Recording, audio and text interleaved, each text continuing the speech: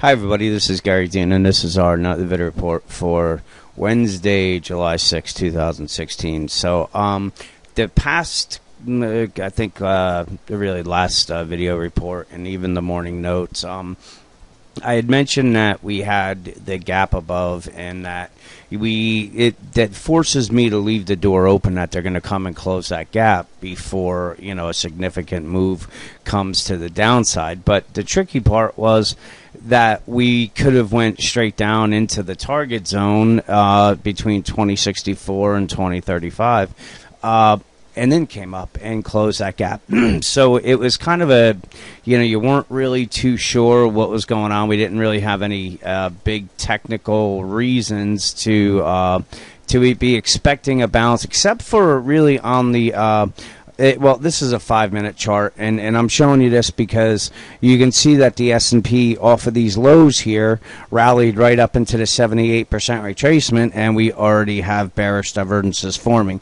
But this is a 5-minute chart, so you don't want to go crazy over that. But I just wanted to show you where the resistance was, and here's the gap. So, they may come and close this gap up here before pulling the carpet out, and what this would be is just your A, this would be your B, and then we would make a wave C down, and that would probably come someplace into these levels here. So you'd have an A, B, C, and then from there we chop around again, and we're probably going to be in this range for a while, because the bulls, I've mentioned this, they don't leave until they're forced to leave, and they're right now feeling kind of confident because of the the reversal off of the Brexit, and we saw buyers step in today on it. So we really you want to just kind of let things play out and kind of go get aggressively short when there's a lot of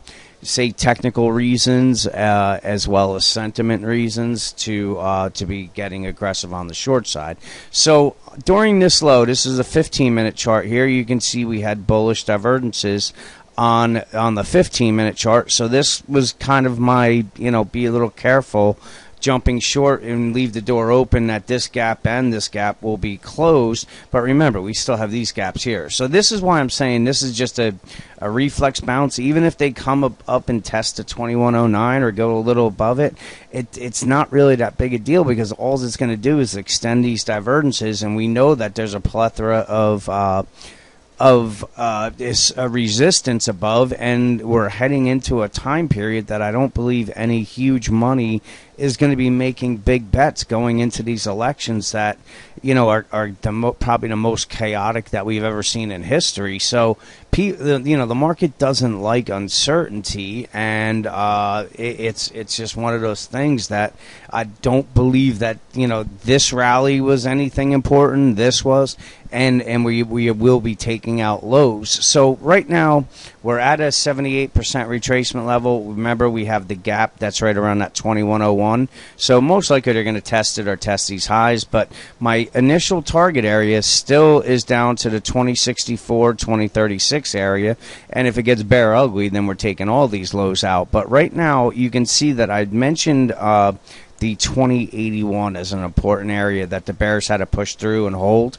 Well, they pushed it through, they didn't hold it, and we saw the buying start, and from there whatever shorts that were jumping in here got squeezed out. So nothing really overall though has changed. You can see we're still extremely overbought right now. So let's say they do decide they want to pop it a little bit above this 2109.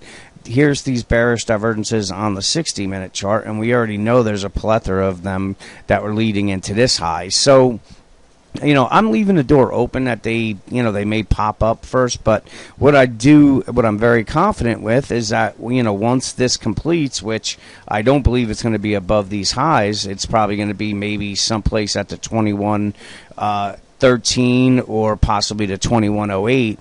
If they had higher on it, it's going to fail, and then we're going to come back down. And probably head down to this 2035, and again, that would just be forming this inverted head and shoulders.